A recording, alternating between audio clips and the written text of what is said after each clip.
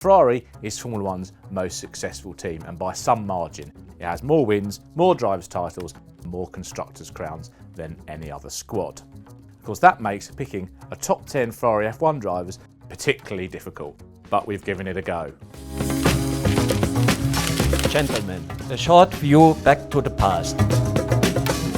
For this list, we've assessed what the drivers did while they were at Ferrari, the impact of their time there, and the equipment they had at their disposal, and we haven't counted anything that they did at another team. So let's get on with it. Number 10, Alain Prost. Now, hear me out, I know Prost got sacked by Ferrari, but actually you have to take a look at his overall impact. They'd won just 6 races in their previous 4 years before his arrival, but he won 5 races in his first year there in 1990. One of those 5 wins was from 13th on the grid in the Mexican Grand Prix, which I reckon has got to count as Prost's greatest drive. It's no mean feat for someone who won 51 races across his career. Now, the agility of the Ferrari chassis allowed Prost to take on Ayrton Senna in the powerful McLaren Honda. We all know what happened. Prost went to the Suzuka penultimate round with a chance if he could beat Senna, and he beat him off the line, at which point Senna drove into him. That's an event for a different list and a different rant, but suffice to say, that cost Prost his title chance. In 1991 didn't go so well, Ferrari weren't as competitive, and in the end Prost was sacked for the criticisms he made of the car. Probably worth pointing out though that he returned to win the World Championship in 1993 with Williams, and Ferrari had to wait nearly another decade before they got their first F1 title, so sacking Alain Prost, a little bit like Renault found, not sure it was a great idea. Number 9, Mike Hawthorn. Now, Hawthorn might have been lucky to win the 1958 world title ahead of Van Wall's Sterling Moss, but he did have a significant impact at Ferrari. Now, first of all, he won the 1953 French Grand Prix, which we've seen in the previous video, was an epic duel with one Manuel Fangio. He also took a rare victory over the Mercedes W196 in 1954 at the Spanish Grand Prix, so he had a couple of quite big wins under his belt before he left and then came back again for 1957. Ferrari's 801 was not one of its best, but the 246 Dino of 1958 was. The Van Walls of Moss and Tony Brooks were arguably the pace setters that year, but Hawthorn was incredibly consistent with his one victory, but many second places, and he pipped Moss to the title by 1 point after teammate Phil Hill moved aside at the Moroccan GP finale. The other reason that Hawthorn is on this list is that he persuaded Ferrari to put disc brakes on the car. Van Wall and various other British constructors had been using that for a few years, but Ferrari stuck to drums. But Hawthorn insisted on disc brakes being brought in during the 1958 season and enhanced Ferrari's competitiveness. Sadly, of course, he was killed in a road car accident shortly after the 1958 season, but his impact on Ferrari had already been made. Number 8, Kimi Raikkonen. Now, it's somewhat ironic that Raikkonen is on this list, given I think most people would agree that his best years were at McLaren, when he didn't win the championship. But he did win the championship in his first year with Ferrari in 2007, when he also took 6 wins. Arguably, that was his peak at Ferrari. After that, Felipe Massa started to get on top of him, and we got just a glimpse of the old Raikkonen form after Massa's crash in 2009, after he had that spring in the face in Hungary. Raikkonen really seemed to step up, had several podium finishes, including a superb win in a mediocre car, really, at the Belgian Grand Prix. Despite that win, Raikkonen was paid off from his contract and released for 2010 and went off to do rallying and NASCAR and various other things, before obviously coming back into F1 with Lotus. He rejoined Ferrari just as they went into the turbo hybrid era in 2014, when the car wasn't very good. He was comprehensively thrashed by Fernando Alonso, and it was a similar story really when Sebastian Vettel joined in 2015. Raikkonen was normally the number 2 to Vettel in their time together, though he did have quite a competitive 2018 season. That was probably his best Ferrari year towards the end of his very long and illustrious career, when he took 12 podiums and 3rd place in the Drivers' Championship, and also of course took that long awaited victory in the United States GP. But by then it was already known that he would be replaced by Charles Leclerc for 2019. So it's probably fair to say that we didn't really see the best of Raikkonen at Ferrari, but ultimately he was a world champion there, and he makes it onto this list partly due to his longevity. They must have kept him for some reason, and there's always been a suggestion that his experience helped with car development and setup. Number 7, Juan Manuel Fangio. Now, Fangio was only at Ferrari for 1 season. He only started 7 races, and he didn't really get on with Enzo Ferrari, but he has to be on the list because he finished on the podium in 5 of his 7 races, won 3 of them, and of course was 1956 world champion. You also have to remember that prior to 1956, Ferrari was in the doldrums. Their cars hadn't been competitive, they'd been blown away by Mercedes, and frankly, the Lancia D50 was a better car as well. But several things happened to help them for 56. One was the withdrawal of Mercedes after the Le Mans accident. Another was inheriting the D50s from Lancia, who were in financial trouble. And the third was to get Fangio, who was widely regarded at that time to be the best driver in the world, particularly after the death of Alberto Ascari. Now, Fangio did win the season-opening Argentinian Grand Prix, but thereafter suffered a little bit of unreliability and wasn't very happy. As number one drivers often do, he kicked up a bit of a fuss within the team, and things were corrected in time for him to win the British Grand Prix in slightly fortunate circumstances and a dominant win in the German Grand Prix. Famously, of course, teammate Peter Collins handed his car over to Fangio at the Italian Grand Prix finale, and that was enough for Fangio to come home second and clinch another world title. Job done, he moved back to Maserati to win another title, while Ferrari didn't win a single race. Number 6, Gilles Villeneuve. So, he didn't win the championship there, but I think it's fair to say that Villeneuve embodies the romance and passion of Ferrari probably more than any other driver. He started all his World Championship races there, apart from his first one, which was for McLaren.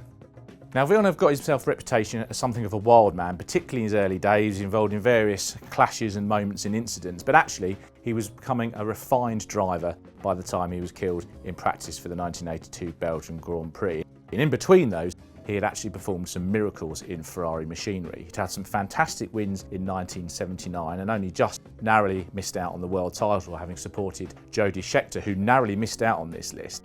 The reason that Villeneuve's ahead really is in 1980, when the car was terrible, Villeneuve absolutely thrashed a frankly disinterested Scheckter. Villeneuve then, of course, went on to take 2 Grand Prix wins in the pretty horrendous 126 CK. That car made my list of top 10 worst cars to win a Grand Prix, and Villeneuve managed to win in it twice, so fair play.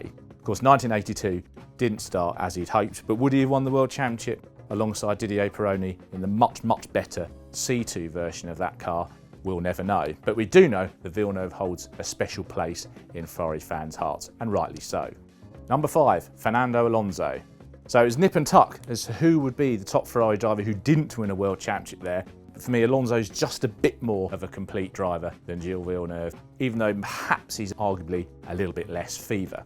Now, Alonso joined in 2010 after both he and Ferrari separately had not great times this season before, and he put together a championship challenge which fell at the very last round. In fact, his time there was really an example of a driver maximising their equipment that wasn't really good enough. And that's why he's so high up on this list. I think more than any other driver in Ferrari's history who didn't win the championship, Alonso did the most that he could do. And the 2012 campaign, I believe, should be regarded as one of the finest in F1 history.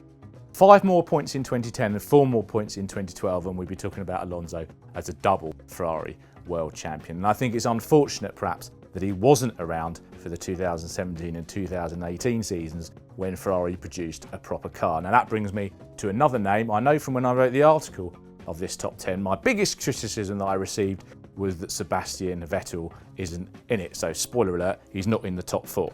The reason for that is that I think that Vettel was more than the other drivers on this list, Prost, Villeneuve and Alonso, who didn't win the championship. He was really the architect of his own downfall. He made mistakes, particularly in 2018, in any sort of wheel-to-wheel situation with Lewis Hamilton at Mercedes. He tended to come off worse. So Vettel had some great moments at Ferrari, did win 14 times, which puts him 3rd on the list of all-time Ferrari winners. So it is a bit of a call not to pop him in, but for me, he contributed more to his failures at Ferrari than Alonso, Villeneuve or Prost. So that's why he's not in this. Apologies to all Vettel fans. Take a look at the Red Bull list. You might feel a bit better. Number 4, John Surtees. Now we're really into the big 4 drivers, the drivers that really had a big impact and significance at Ferrari. And remember, John Surtees joined and he wasn't very experienced in 1963. Ferrari had experienced a staff exodus and a winless season in that campaign, but started the rebuilding process with Surtees, who had some experience with Italian mechanics and engineers after his time on motorbikes with MV Agusta. Surtees took his first victory for Ferrari at the 1963 German Grand Prix in a straight fight against Jim Clark's Lotus, a race that he would later pick as the race of his life. And armed with Mauro Figueire's 158, Surtees became a championship contender in 1964. He went into the Mexico City finale with a chance at the title against Graham Hill, driving for BRM, and Lotus's Jim Clark. Now, Surtees had problems with a misfire, fluffing at that sort of high altitude, but the car cleared and he started to come through the field.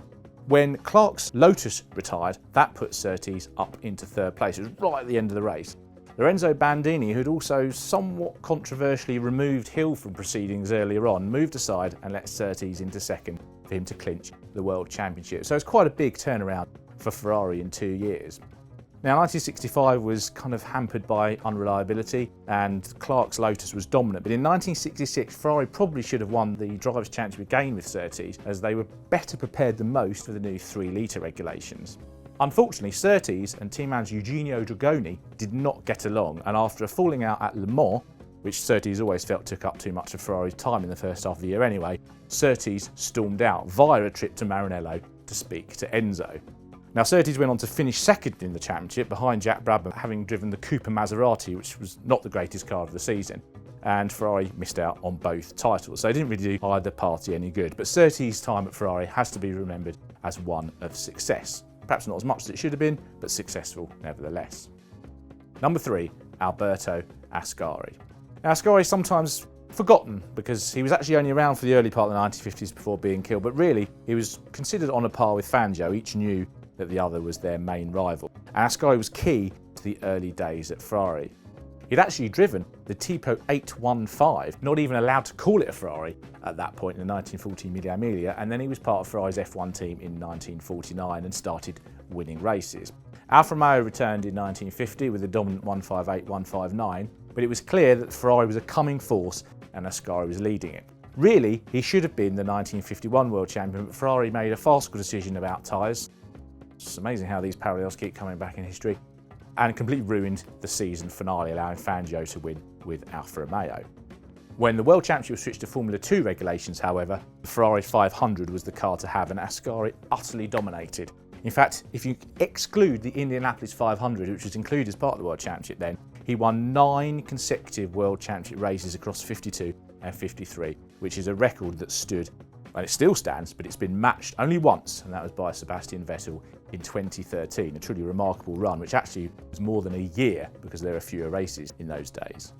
Now, Ascari wasted much of 1954 because he was waiting for Lancia's fantastic D50 to be ready to race. But he did have one more star cameo appearance for Ferrari in the pretty mediocre 625 at the Italian Grand Prix.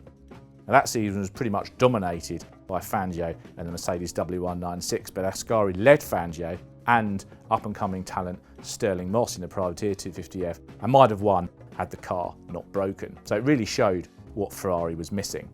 Ascari surely would have been the main challenge to Mercedes in 1955 with the Lancia, and perhaps he would have been world champion when that car went back to Ferrari in 1956, but sadly was killed in a pretty needless sports car testing accident in a Ferrari at Monza in 1955. Number 2, Niki Lauda. So we're into the big 2 now, the big Germanic forces that have come along and really turned Ferrari's fortunes around. Remember Ferrari in 1973, another winless season, and they were in the doldrums.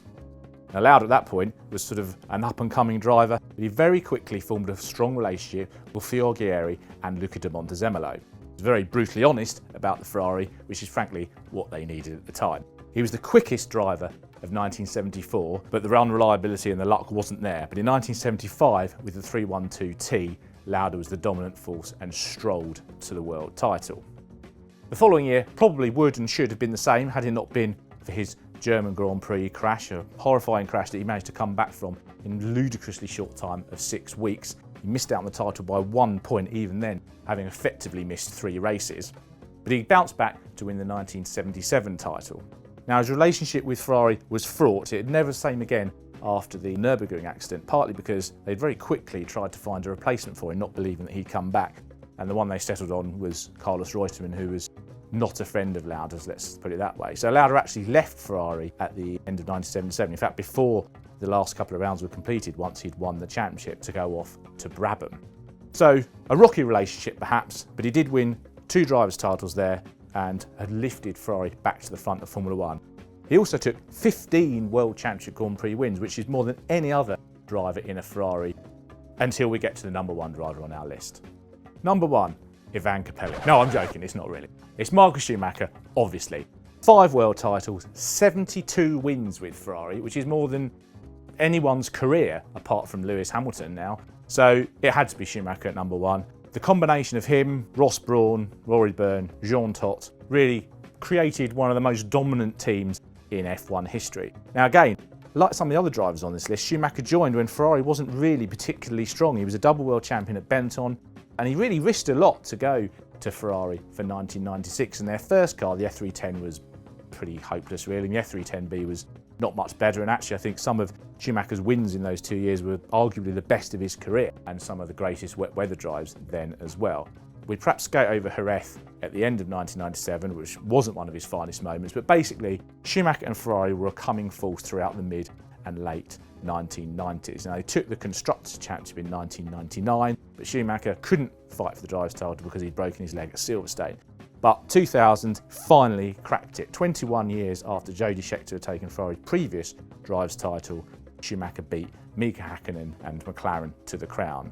And it kind of opened the floodgates really. The combination just got stronger and stronger and pulled further and further away. And the 2002 and 2004 seasons are still among the most dominant in F1 history. Probably fair to say that Rubens Barrichello deserves a bit of a mention here, as well as a strong backup for Schumacher, and they did occasionally have some odd moments, such as Barrichello moving aside at the Austrian Grand Prix, which was very unpopular. But in terms of force of success, this era has to be Ferrari's greatest. They were thrown off their stride in 2005 by various rule changes, but came back strongly in 2006, and Schumacher only narrowly missed out on yet another title thanks to Fernando Alonso at Renault. And he then retired, probably should have stayed retired. We won't talk about the Mercedes years here, they're not relevant. But as a period in F1 history, Schumacher at Ferrari will always be one of those great combinations. If you like this video, please click the like button and subscribe, and do take a look at some other great videos on Motorsport TV. If you've got any comments about this top 10 list or any other future lists that we should take a look at doing, please also let us know in the comments.